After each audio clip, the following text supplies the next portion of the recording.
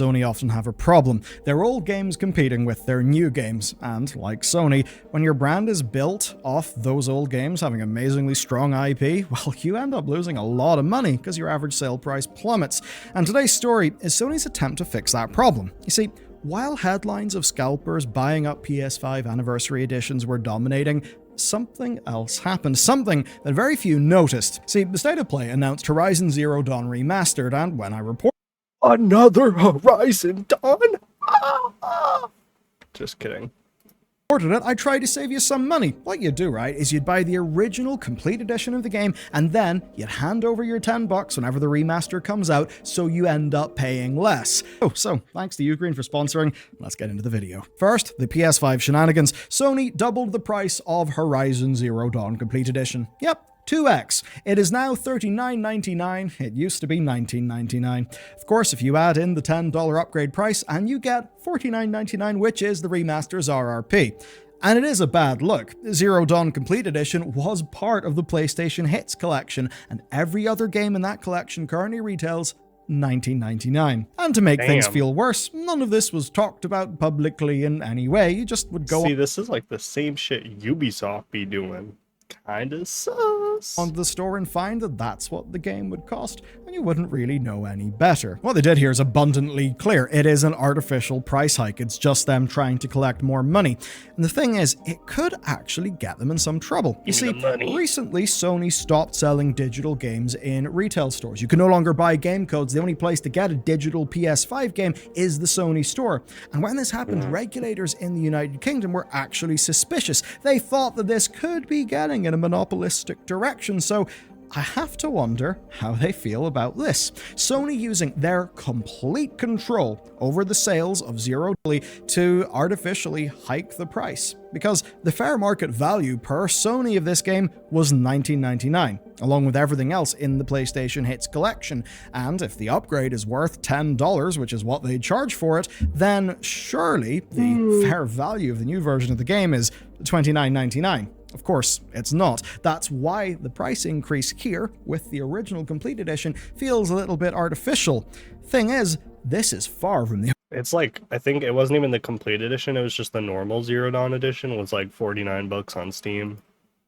Only strange thing that's happened. Next, we gotta take a look at PC. Well, the good news is us PC gamers have not missed out on the fun, and it's actually more aggressive here. You literally cannot buy Horizon Zero Dawn on Steam, Epic, or standalone. There is only one way you can buy it, and that is the new Horizon Zero Dawn Remastered Bundle. Yeah, that's the only way. That, of course, does include the current Complete Edition and the remaster, and it costs $49.99. Now, there are still cases where you can buy the original Complete Edition because those game keys exist. Sony can't just go and delete all of the game keys that are being sold in other places like, say, GOG, but all of this reveals exactly how they think and their aggressive approach to pricing. Of course, they know their games have got strong long-tail sales, so remakes and remasters can keep the average sale price high for longer and longer.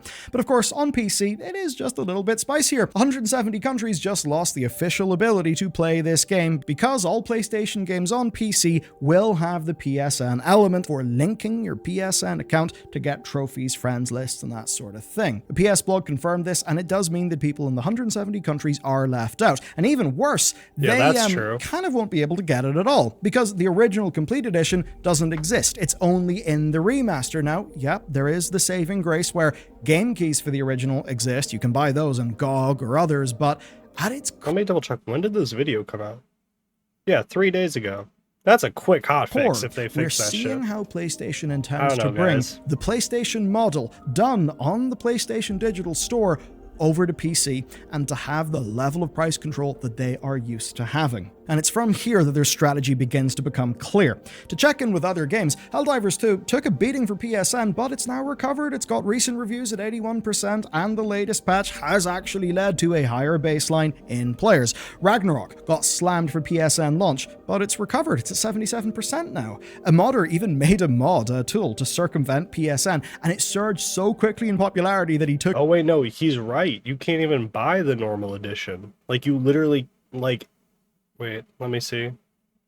Horizon Zero Dawn. You click that. Yeah, you literally can't buy it. No, like so it takes you to the page and it makes it seem like you can buy it, and then you go to it, and then it's like, no, you have to get the remastered bundle. That's so scummy. What the fuck? Like, I wasn't trying to defend them or anything. I was just confused because I'm like, bro's like, saying this, and then I go here and it's there, but then, he's right. Like, they kind of like, they do the little switcheroo on you. That's crazy. What the hell? It down because he was afraid of retribution from PlayStation. But of course, check in with the graph and you can see negative reviews are slowing faster than the positives are rising. So that does mean it's getting more and more positive. And then Ghost of Tsushima, well, it's such a goated game, bro. That is barely a dent, and that's a game that needed PSN for multiplayer that released when the whole story was exploding. Now all of this shows something. It tips us off to their real strategy. So let's understand what PlayStation are actually doing. A lot of enthusiasts are pretty angry at PlayStation. It could be the things I'm talking about today, or it could just be not as many of the Japan-feeling games that they used to have in the past. Those are the people who, of course, will be loving Astro right now. But no, their entire plan is to hit far beyond the immediate enthusiast audience. That audience does not matter. That's why we've not seen them yield in PSN and PC. The thing is, they feel like they have to. Their games are so expensive that they need to hit near 10 million sales for one of their big titles to even be worth making. The Insomniac League made this abundantly clear. Yeah, that's a problem with a lot of these, what do you call them, AAA studios, because they feel like spending more money means you make more money. Like, look at Lethal Company or other indie games where they, like, put like definitely not $1 million into the game, like, is kind of my point. And then these guys are putting like tens of millions of dollars. It's crazy. And it's also like, I can't even think of like I only played the first Zero Dawn. I never even played the other two because one, I never even saw the marketing for them, and two, they just didn't look that, like, even when I did see like one trailer for it, it just looked like the same game. Like, I didn't even know it was another game, I'm gonna be honest. When Spider-Man came out, bro, I knew that was the second one. I knew that was the third one. Like, you know what I mean? Like, I don't play single player games like a crazy amount, but like, if one looks good, like for example, Spider-Man, bro, I played that shit all night when the first one came out, and then I played Miles Morales, and then 2, like, you know what I'm saying? Like, that shit was so good. But it's just like the only PlayStation games that have come out in the last like decade that I actually remember, because I don't think Last of Us 1 came out in the last decade, and no one gave a shit about Last of Us 2. It sucked. It ruined a lot of parts of the story. Yeah, we don't care about that one. But like all the Spider-Man games, God of War,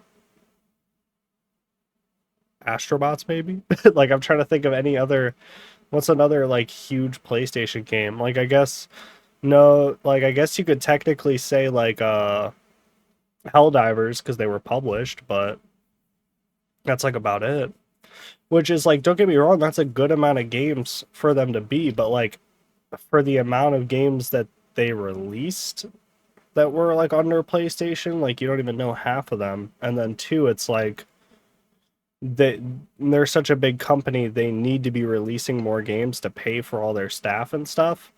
But it's like, instead of releasing these big games that cost like $10 million, they should be releasing these games that, you know, maybe make them like, maybe cost like maybe $1 million and then make them $3 million for multiple games. Like, you know what I'm saying? Like, because like you can make a really good game for like $1 million. Because like, I don't know, they do like a lot of weird stuff. Like they put in these expensive voice actors, these weird things in, and they're spending millions of dollars on like just these things that no one gives a shit about. Spider-Man 2 needed to sell 7.2 million copies at full price in order to break even. At full price. That's a game that's been out for almost a calendar year, and since then, it's been on sale just 2 times. And there is in fact a sale on right now, but it's a tricky one. It is a sale, you can get it cheaper, but the only thing on sale is the Digital Deluxe Edition. It's 28% off, $57.99 in the UK, so it is cheaper than the regular edition, but it still is pretty damn high. That's another part of their strategy. Do a sale, but only on the Digital Deluxe Edition, worth so the money, they don't though, have bro. to decrease the price real all that much. for that game. Even take Ragnarok. Ragnarok released summer 2022, it's It's had 8 sales on PSN, and its deepest has only been down to... This is another game. Like, this game, like, bro, this game is really good. Like, these single player games, they don't have microtransactions. Like, they lose money every time they go on sale. Like, I kind of get that. You know what I mean? 39. I do think that whole, like, what is it called? Horizon Dawn situation, that shit's crazy. Like, to do that, like, that's so scummy. 99, which is still a pretty hefty percentage of the original sale price. Now, their current strategy is to expand via film and television. It's a major thing. Herman Hulst has talked about it, and it worked incredibly well for The Last of Us. And if things had went right, it would be working for the Horizon television show that would be further along than it is right now. Basically, the director for that got fired this June, so they're undoubtedly pretty pissed off about that, but still, the strategy hasn't changed. And it reminds me of CD Projekt Red. They had a bit of a problem. The Witcher TV show, even though it's extremely mid, has Henry Cavill. It blew up interest, and when it did, Witcher 3 sales surged. Well, let's be real. Season 1 is good, but yeah, the rest is mid. But the game only cost a few quid, so they didn't really make as much money as they could have. So what I decided to do was look at the price history of Sony's most recent analog, which of course is The Last of Us. The Last of Us Part 2's deepest sale was down to $9.99 USD as recent as April 2023. And if you're a show viewer right at the end of Season 1, that would have been awesome.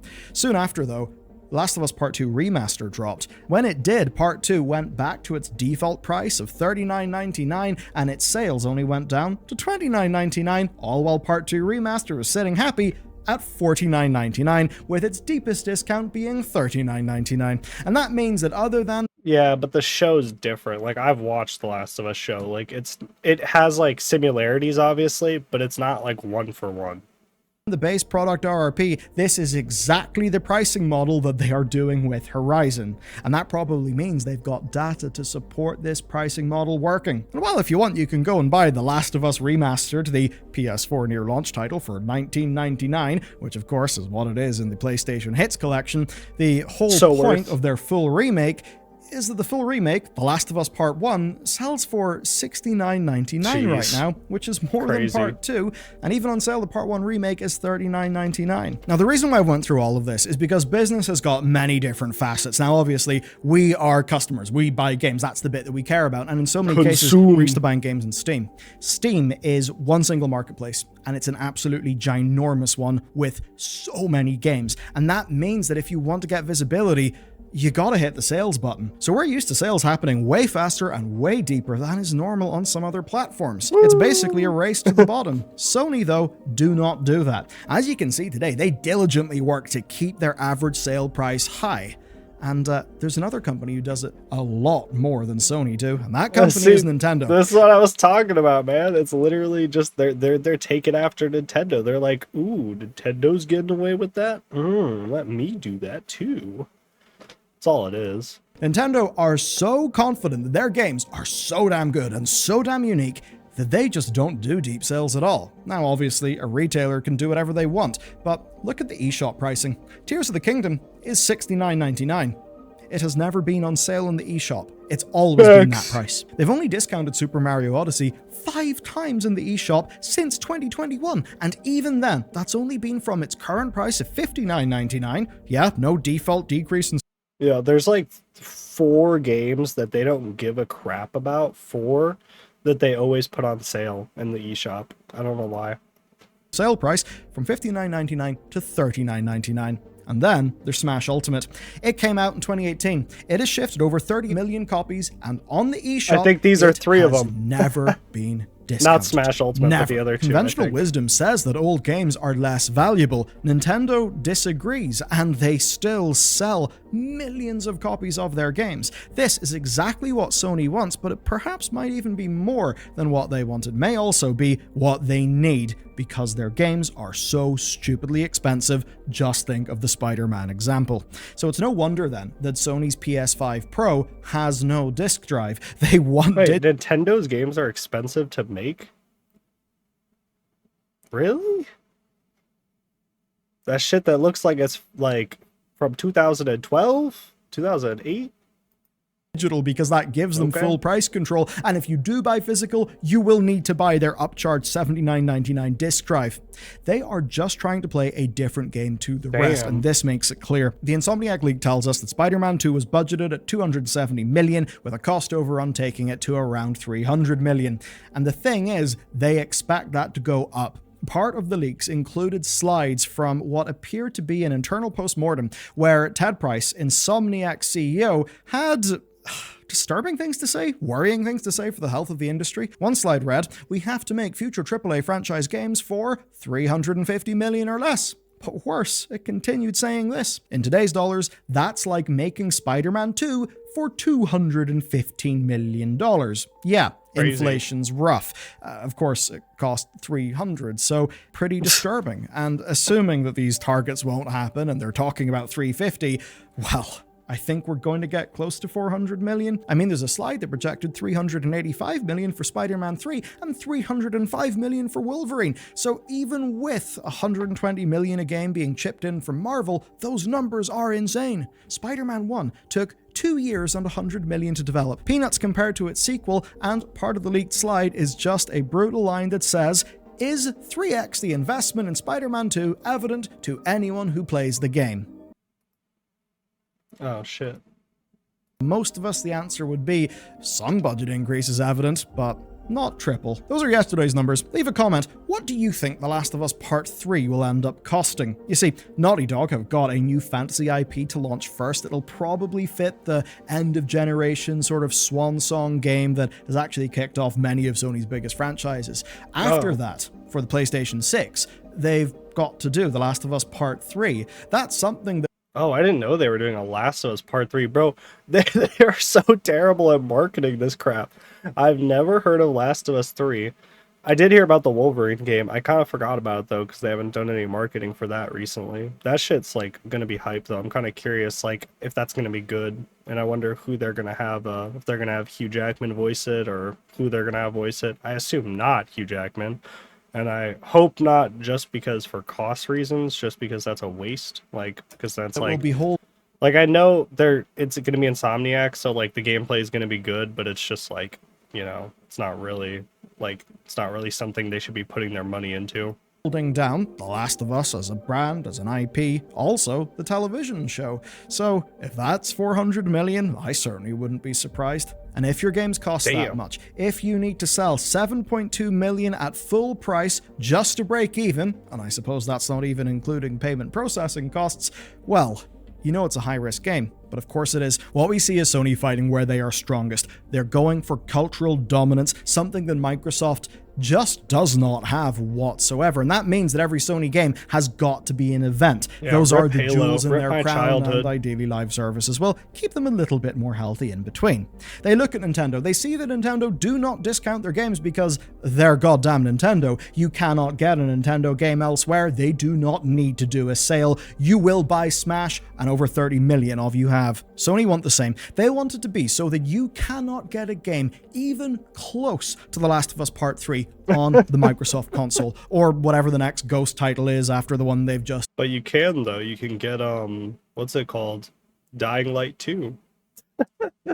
Or, what's that other game? Dead Island. revealed. That is what they are doing. They want it to be at the stage where Microsoft literally cannot compete, in the same way that nobody's able to compete with Nintendo. And if Microsoft's usual is anything to go by, Sony will crush them.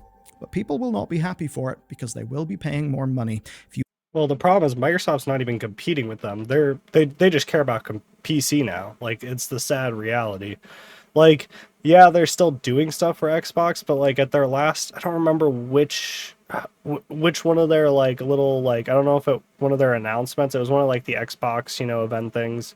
They were like, yeah, we're just not really focusing on Xbox sales. We're just focusing on PC. Like, that's literally what they said, which makes sense because, like, it's Microsoft, bro. Like they own way more things than Sony. Like, Sony's got their headphones, their PlayStation. I think that's it. Like, I can't think of another thing. Like, I think, oh yeah, Sony owns, like, I think, does Sony make fridges too? Like Samsung? I think that's it. That too. I think that's it. you end up paying This game looks good too. $79.99 for The Last of Us Part 3 on launch, I would not be surprised. But as they say, content is king. True. Cultural value is an important thing. It's a little touch of the meaning that we want from things, that we want from a television show that's fantastic or a game that's fantastic. Microsoft struggles to do that. Sony is able to do it, but at absurdly ballooning costs. Those costs probably won't fall to pieces, and that means Sony needs to innovate not just by pumping out games, but also by innovating on pricing strategy, which is exactly what we've just saw them do. So yeah, guys, that's the video. I don't know, that just seems like they're going down the Nintendo route, like the same thing that because now Xbox isn't in the race anymore, obviously, right? And PlayStation, you know, like they basically have full reign on consoles. They basically do the same thing Nintendo can, because you can't have a Mario game on an Xbox or a PlayStation. But since Xbox isn't really producing their own games anymore, it's just Nintendo doing it. Not Nintendo, PlayStation. I'm kind of curious how that turns out. Like if, people just start buying only PlayStations again, maybe Xbox will release a crazy console. But like I said, Xbox doesn't really care about their consoles anymore. They just care about cloud gaming. And then, yeah, I wonder what you guys have to say in the comments below. I hope you guys enjoyed the video. Please like and subscribe. I appreciate it. Sorry this video was a little rough. I'm pretty sick. But yeah, hope you guys enjoy. Peace.